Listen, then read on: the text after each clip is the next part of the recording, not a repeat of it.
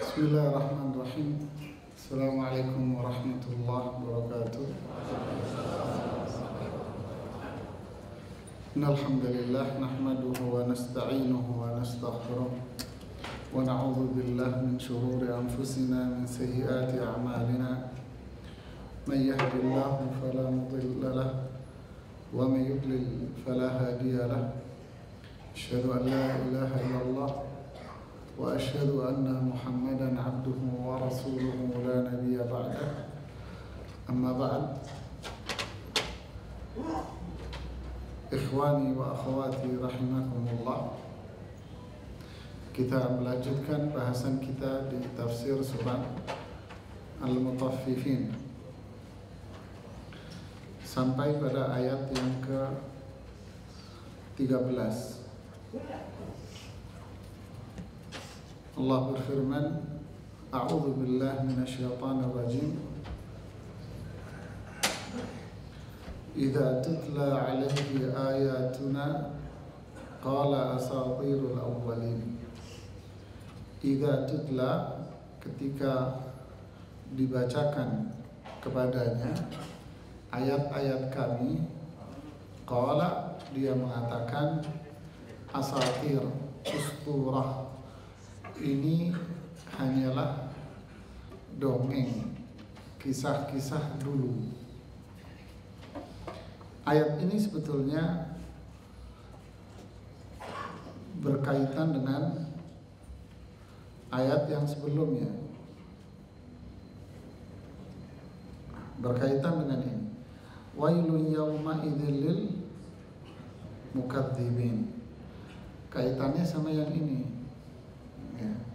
Wail, jadi menjelaskan ayat yang 13 mesti kita berhubungan dengan ayat yang ini.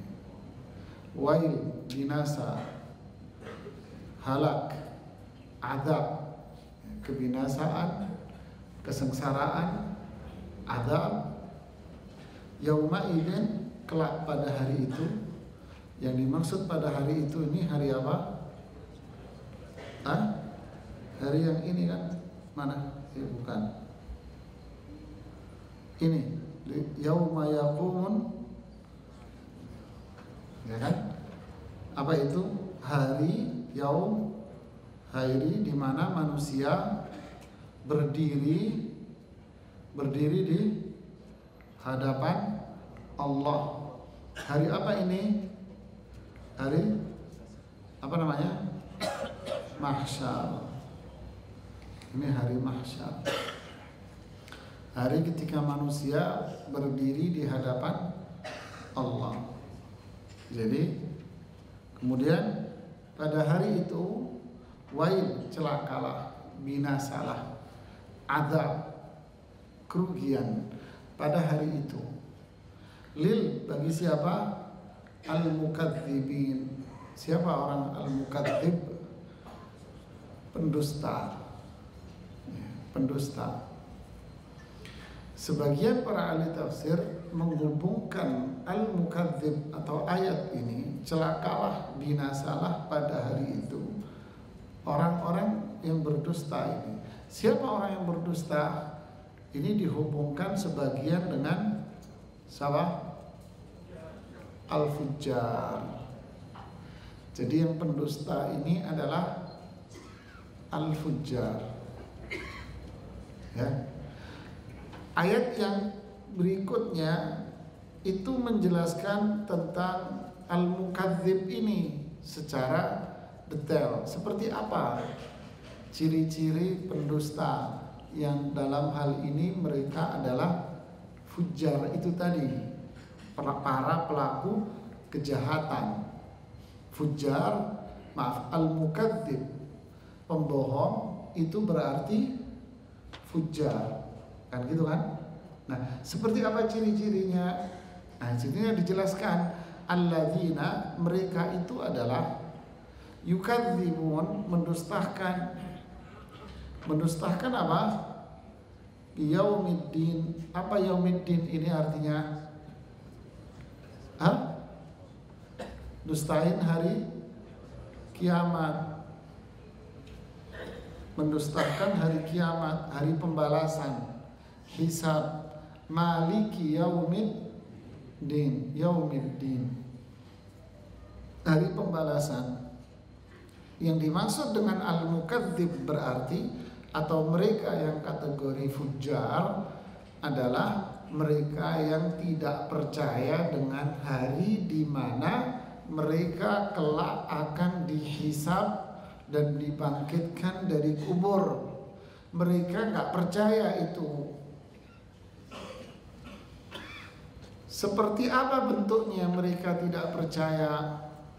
Berarti mereka secara umum tidak beriman kepada Allah dan tidak beriman dengan Rasulullah, tidak beriman dengan kitab yang Allah turunkan, tidak beriman dengan hari akhir, tidak beriman dengan keberadaan para malaikat. Berarti orang ini tidak punya iman. Siapa yang tidak punya iman seperti ini? Bisa jadi orang kafir, kan gitu kan? Bisa jadi orang munafik, tidak ada iman. Artinya kalau orang munafik berarti dia orang Islam, berbaju Islam, tapi dia sebetulnya punya sifat nifaq, kemunafikan. Makanya dipertajam di ayat yang 12, wa ma yukadzibu bihi illa kullu mu'tadin asim. Lihat dua kata ini. Dan tidaklah mendustakan bihi, dengan hari akhir itu, siapa? Orang yang mu'tadin dan orang yang asim. Maksudnya yang mendustakan hari akhir atau orang yang tak punya iman tadi itu adalah mereka yang punya sifat mu'tadin asim, i'tida. Apa itu i'tida? Ini maknanya perbuatannya banyak maksiat. I'tida ini artinya perbuatan. Asim artinya apa? Ucapan. Nah, dua-duanya mu'tadin asim berarti keduanya banyak hidupnya dengan apa? Maksiat. Mu'tadin i'tida, melampaui batas, perbuatannya melampaui batas hukum syariat. Perintah tidak dikerjakan, larangan malah diterjang. Ucapannya pasti penuh dengan kotor. Ini pelajaran bagi kita. Apa? Orang yang hidupnya banyak maksiat pasti mulutnya nggak benar. Lihat ini gandengannya kan. Orang yang hidupnya maksiat pasti mulutnya nggak benar. Ada tuh orang kafir umpama, tapi kalau bicara kok sopan ya. Berarti ada udang di balik peyek, ya kan? Udangnya gede lagi, peyeknya kecil. Jadi dia manis, akhirnya manis, lembut. Pengantin baru, wah lembut, oh mas, sayang-sayang. Anaknya 2, 3, palelu, bloon. Sudah hilang tuh kalimat sayang itu, lupa gitu loh. Apa ya artinya ya, pura-pura bener deh. Jadi ya tidak, orang yang berbuat maksiat mesti mulutnya itu kotor pasti sudah.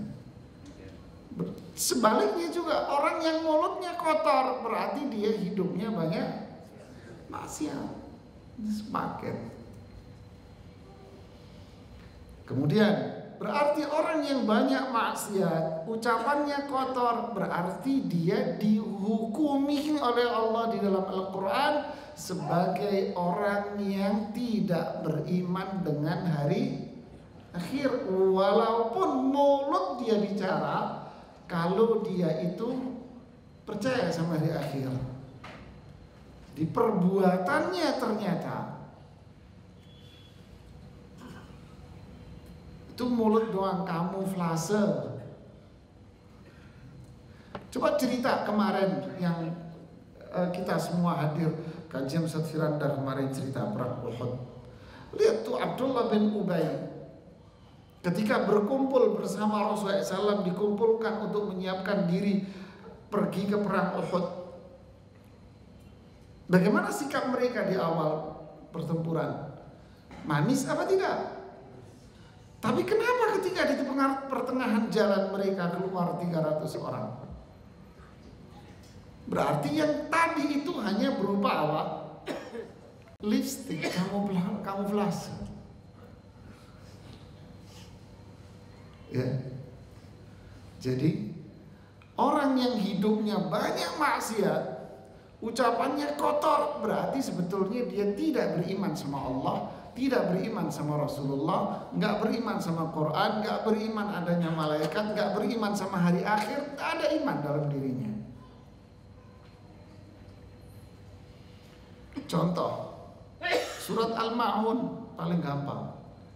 Ara'aital ladzi yukadzibu biddin. Coba kalian lihat, siapa orang yang nggak percaya dengan hari akhir? Nah, kan perbuatannya menghardi anak yatim, nggak ngasih makan fakir miskin, sholat dia, tapi sholatnya nggak ada yang benar. Ini, idza tutla alaihi ayatuna, kalau dibacakan Al-Quran pada orang-orang yang jenis seperti ini, dia akan bilang itu cerita dulu, cerita orang dulu.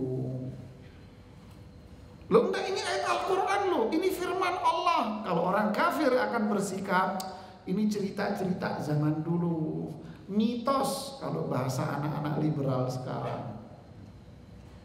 Ini mitos, cerita dulu sudah. Jangan dibicarakan dengan zaman sekarang. Ini zaman modern, iya, ini zaman modern, zaman gendeng. Kalau dulu zaman baik, Pak. Asatirul awwalin. Nah, kalau ada orang Islam bahasanya halus. Al-Quran ayat memang, tapi maknanya nggak seperti Anda. Ini ada makna lain. Jadi dia rubah, nggak percaya Quran, atau dia percaya tapi maknanya dia tidak percaya. Dia rubah penafsiran Al-Quran sesuai dengan selera dia sendiri. Ini orang yang nggak percaya dengan hari akhir. Apa penyebab dari ini semuanya? Kalla, sungguh itu semua terjadi. Kenapa? Balron, karena ada ron. Apa ron itu? Apa itu?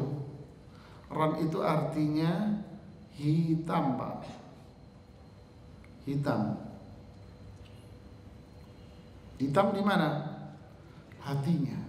Kallabal ran, sungguh hati mereka itu hitam. Ini ala qulubihim. Hati mereka itu ada hitam penutupnya, ran. Makanu yaksibun. Apa penyebab munculnya hitam ini? Makanu yaksibun, ini sebabnya. Apa yaksibun? Ini ran itu kasat buah dari perbuatan mereka.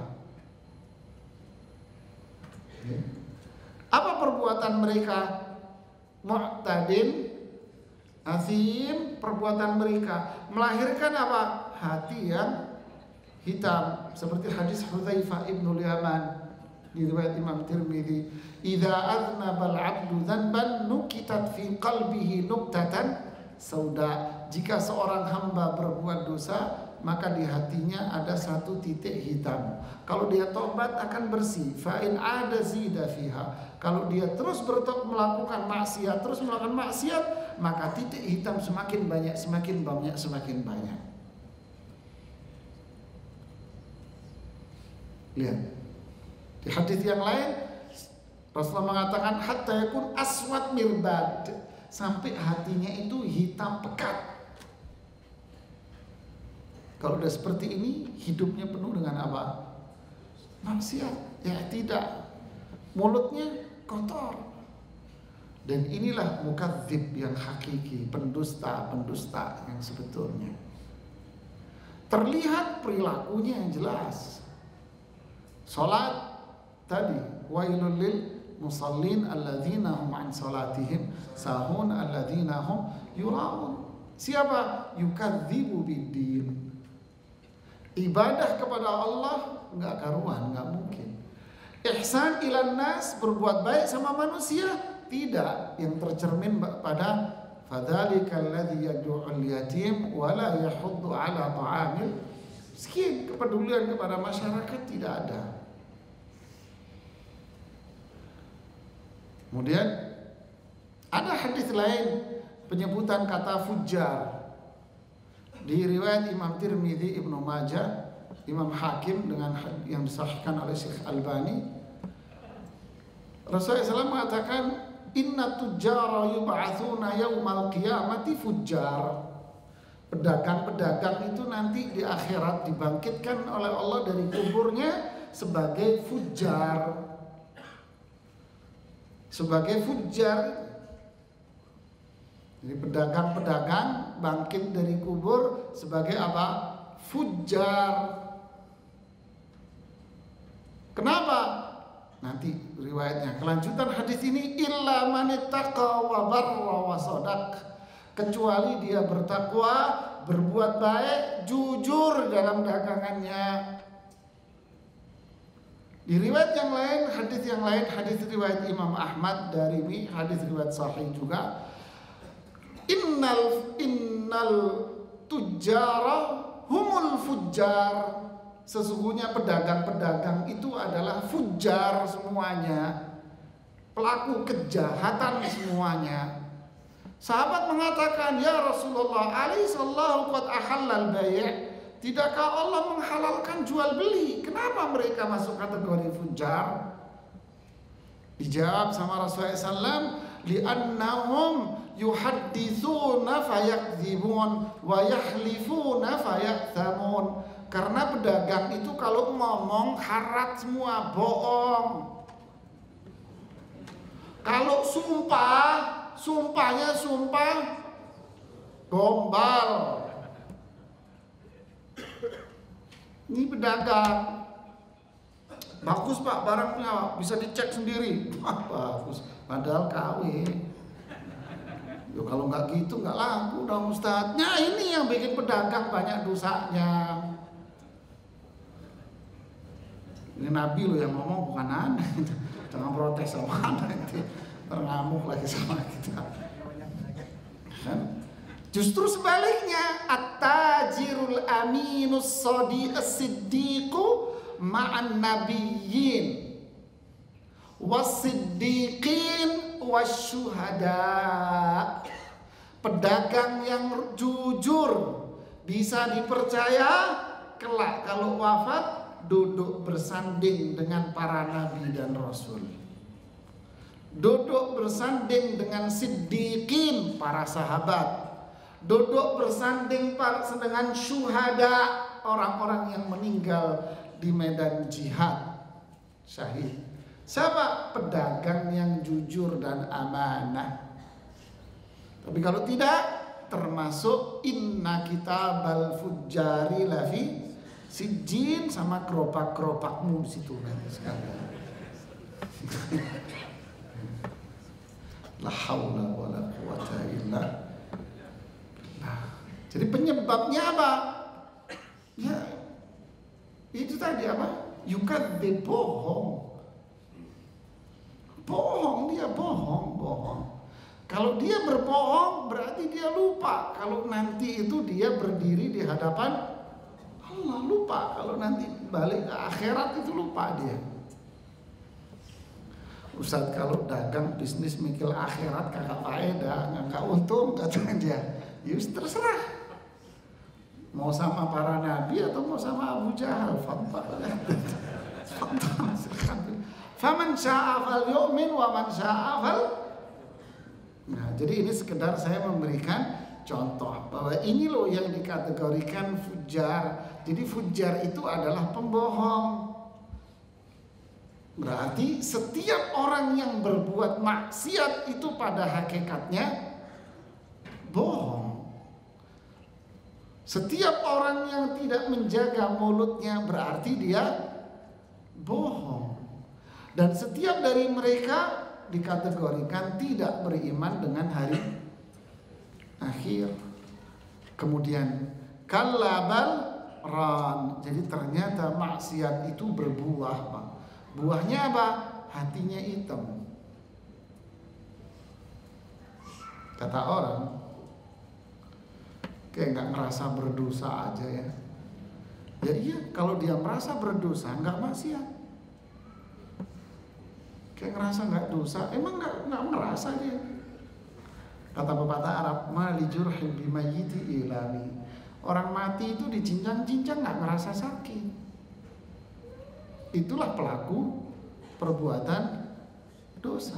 Dia nggak ngerasa kalau dia itu dosa. Orang kafir ngerasa dia kalau dia kafir malah bangga. Bikin spanduk, ini loh saya kafir, seneng dia. Dia nggak ngerasa. Musyrik, dia nggak merasa kalau dia itu lagi berbuat syirik. Justru dia melakukan amalan yang paling taat sama Allah sudah, Pak. Beda, dia tidak merasa kalau dia itu berbuat beda. Padahal ini semua rentetan para pembohong. Kenapa? Karena hatinya ditutupi dengan kegelapan. Syarat tobat itu apa sih? Nyesal. Menyesal itu apa? Hah? Nyesal itu kan ngaku, Mas. Ya, istighfar itu apa? Hah?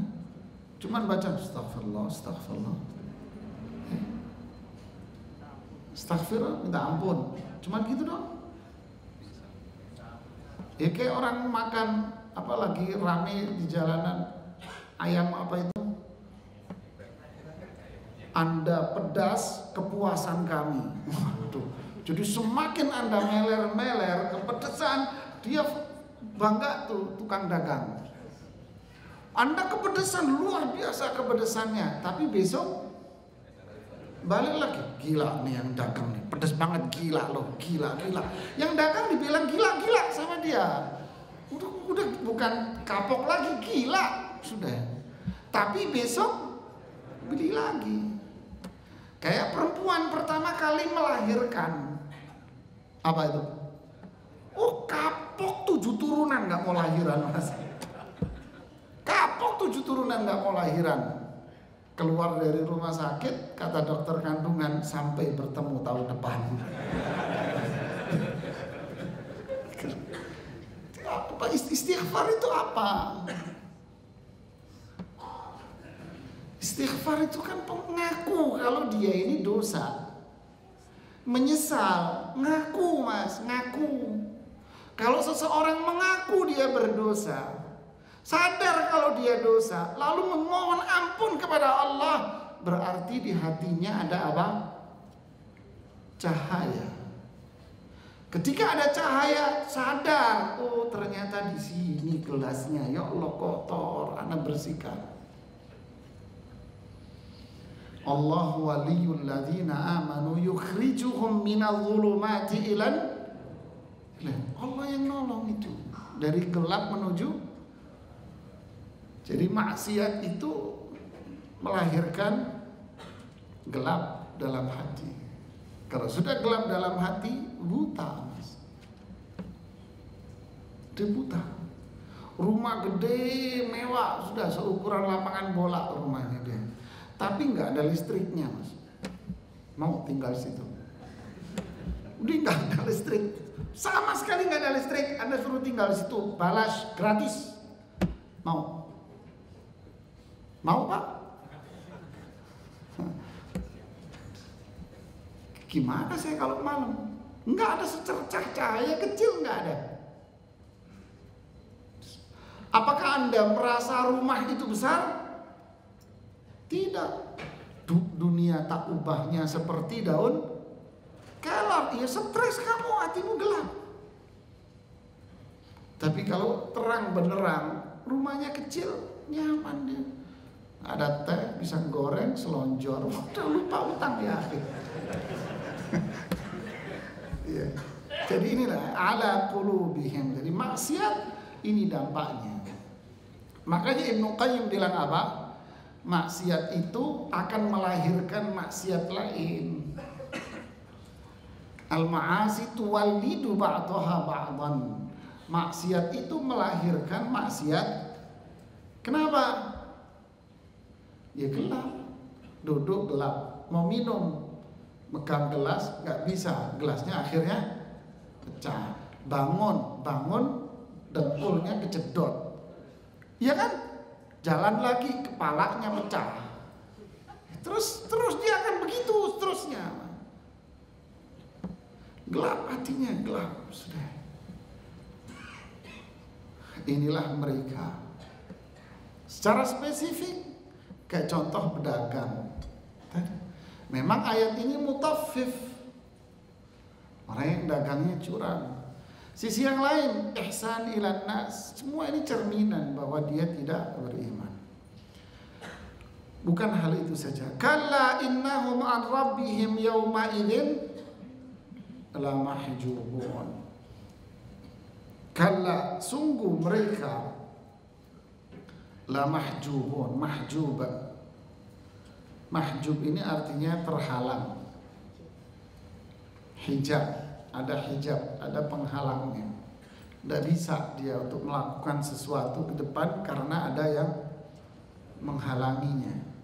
Jadi kalau warisan itu ada orang-orang yang bisa menghalangi orang lain sehingga dia tidak bisa dapat warisan. Namanya yang terhalang itu namanya mahjub kalau dalam ilmu waris. Laki-laki punya anak laki, udah bubar tuh semua tuh saudara-saudara kandung, gak usah nongol ya. Terus jangan dia hanu datang, enggak, dia mahjub, nggak dapat fulus. Ahli waris yang nggak dapat fulus namanya mahjub, terhalang. Jadi ada sesuatu yang menghalangi dari apa yang dia inginkan. Sungguh mereka itu terhalang. Terhalang dari apa? An rabbihim, terhalang dari Allah yauma idzin, pada hari itu. Nanti pada hari itu. Maksudnya apa?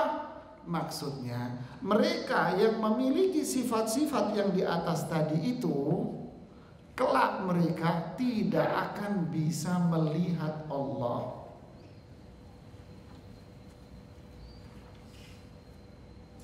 Ini penjelasan semua para ahli tafsir Ahlus Sunnah wal Jamaah, termasuk Imam Asy-Syafi'i yang dinukil oleh Imam Ibnu Katsir di dalam tafsirnya. Di mana di urasat yaumil qiyamah, di tempat lapang di hari kiamat nanti, mahsyar. Karena di situ Allah akan menampakkan zatnya. Semua akan bisa melihat wajah Allah Subhanahu wa ta'ala.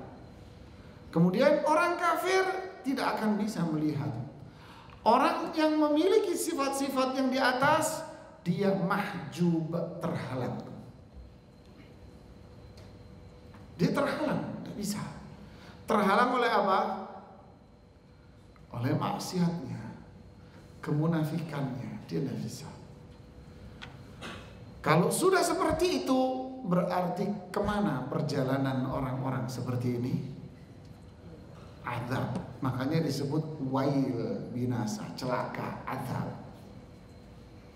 Mafhumnya berarti mafhum yang bisa difahami dari ayat ini, berarti orang-orang yang tidak memiliki sifat-sifat yang di atas, dia bisa melihat wajah Allah. Kata Imam Asy-Syafi'i rahimahullah, berarti ayat ini dalil kuat bahwa orang yang beriman akan melihat wajah Allah di akhirat kelak. Ini madhab Imam Asy-Syafi'i rahimahullah ta'ala. Dan para ulama Ahlus Sunnah wal Jamaah yang lain. Ini azab. Ini yang paling berbahaya. Kalau sudah seperti ini, mereka sudah tidak bisa melihat wajah Allah, maka thumma innahum lasalul jahim. Lalu mereka akan masuk ke dalam neraka. Ini akhirnya sudah. Ya. Jadi ini satu akidah Ahlus Sunnah wal Jamaah yang harus kita yakini, bahwa orang beriman itu akan melihat wajah Allah. Seperti di surat Al-Qiyamah, apa? Wujuhun yawma idzin nadhirah ila rabbiha nadhirah. Hati-hati bacanya, mulut Anda salah rusak ayat maknanya. Wujuhun yawma idzin nadhirah pakai dot. Ya, nggak ada bahasa Indonesia huruf dot, nggak ada. Latihan dulu sebulan jam 1 malam di pojok rumah Anda sono. Latihan ya. Dot. Wajah-wajah mereka hari itu nadhirah. Apa nadhirah? Bercahaya. Naddarallahu ra'an. Allah akan memberikan cahaya. Ya. Seperti hadis tentang keutamaan wudu. Kan? Ya'ti yaumal qiyamati ghurran muhajjalina min atharil wudu. Nanti mereka datang, wajah mereka, sendi-sendi mereka memancarkan cahaya karena wudu. Nadhirah ila rabbiha nadhirah dhat tarafil lisan, dengan sifat syaddah, keras huruf pengucapan hurufnya. Nadhirah, wajah mereka bercahaya. Kenapa? Mereka bisa melihat wajah Allah. Allahumma ja'alna minhum. Mudah-mudahan Allah jadikan kita, keluarga kita, saudara kita termasuk yang ini. Innakum tarawna rabbakum kama tarawna al-qamara lailatal badri la tudahuna bi syai'. Atau kama qala.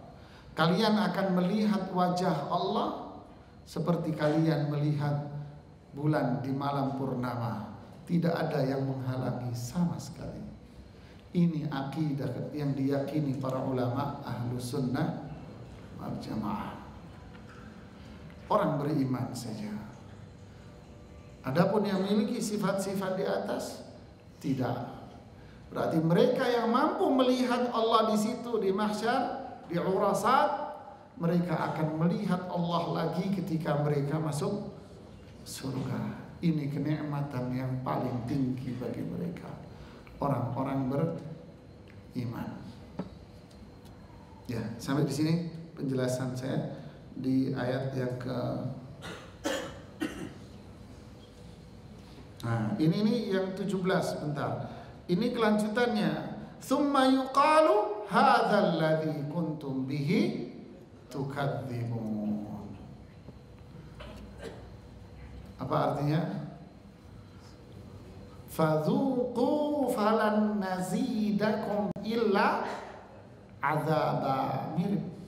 Apa? Nikmati azab ini. Fabashirhum bi'adzabin alim. Kasih kabar baik azab yang pedih. Tsumma yuqalu, dikatakan kepada mereka. Siapa ini yang di atas tadi? Enggak bisa melihat wajah Allah, masuk neraka jahanam. Hadzal ladzi kuntum bihi tukadzibun. ini buah dari yang kalian dustakan waktu kamu di dunia. Rasakan, nikmati. Ini artinya apa ini? Ini namanya apa? Ancaman. Ini namanya ancaman. Double, Pak. Double ini. Apa double-nya? Coba. Pertama, ini di akhirat. Ya. Mahjubun, terhalang, tidak bisa melihat azab Allah. Terus yang kedua apa? Masuk neraka. Yang ketiga apa? Dihina. Ini kan penghinaan bagi mereka yang mendapatkan azab.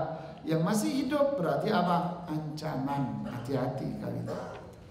Hati-hatilah kita dari sifat-sifat yang di atas yang berdampak buruk pada apa yang disebutkan ini. Ya, wallahu a'lam bishawab. Silakan, ada yang mau ditanyakan?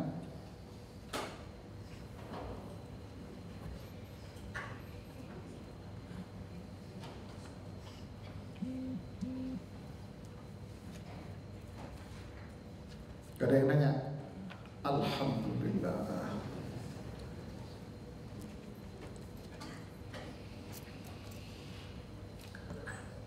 Ya, silakan Pak, yang di belakang.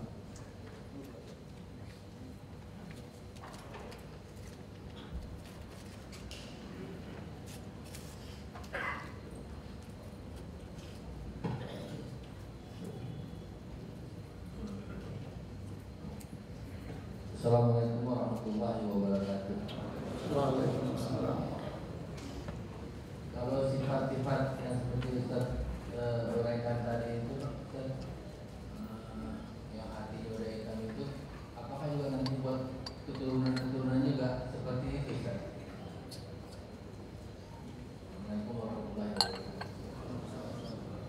Ya. Kalau seseorang hidupnya penuh maksiat, hatinya hitam, gelap, tidak ada cahaya, tidak ada hidayah dari Allah, apakah keturunannya akan seperti itu? Tidak selalu, Pak. Ya, tidak selalu. Siapa yang tak kenal dengan Abu Sufyan yang kemarin? Ya kan? Siapa tak kenal Abu Sufyan? Khalid bin Walid, Ikrimah, dan seterusnya, dan Wahsy dan sebagainya dan sebagainya. Tapi setelah itu mereka sendiri masuk Islam. Kemudian Abu Sufyan, sebelum Abu Sufyannya masuk Islam, putrinya masuk Islam lebih dulu dan menjadi istri Rasulullah sallallahu alaihi wasallam. Siapa? Ummu Habibah. Lalu disusul oleh adiknya. Siapa itu? Muawiyah. Ummu Habibah nama aslinya Romlah. Disusul itu Abdullah bin Ubay, putrinya sahabiyah mukminah, anaknya sahabi mukmin. Jadi itu bukan satu hal yang bersifat turunan, Pak. Tapi bisa juga Abu Lahab punya anak dua laki itu, Utbah sama Utaibah kalau tidak salah ya. Yang dulunya menikah dengan siapa? Dua putri Nabi. Bayangin, ketika Islam mereka disuruh menceraikan sama bapaknya, diceraikan. Ikut jejak bapaknya. Sa'ad bin Abi Waqqas, ibunya yang menantang Sa'ad, ibunya kafir. Zubair bin Awwam, pamannya yang menyiksa beliau. Talha, ibunya yang menyiksa beliau. Jadi begitulah, Pak. Sebaliknya, bapaknya beriman, mukminah. Apakah berarti pasti anaknya menjadi orang beriman? Ya, belum tentu. Nabi Nuh Nabi Lot, bininya, dan seterusnya. Tidak selalu, Pak. Ini menunjukkan satu, hidayah itu di tangan Allah. Dua, kita punya usaha, harus berusaha. Makanya Allah bilang, qu anfusakum wa ahlikum nar. Tapi kalau usaha kita ini membuahkan hasil, berhasil mendidik anak-anak kita beriman, maka walladzina amanu wattaba'tum dzurriyyatuhum biimanin alhaqnahum bihim dzurriyyatahum wa ma alatnahum min amalihim min syai'. Jika mereka beriman, lalu anak-anak keturunannya beriman kepada Allah, mengikuti jejak bapaknya, maka kami angkat mereka ke dalam surga dalam tingkatan yang sama. Lihat. Dan ayat-ayat lain dalam Al-Quran. Yang lain, yang tadi, yang mau tanya tadi, silakan Mas.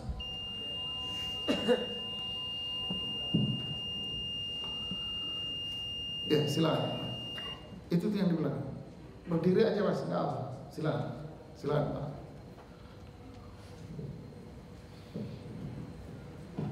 Assalamualaikum warahmatullahi wabarakatuh.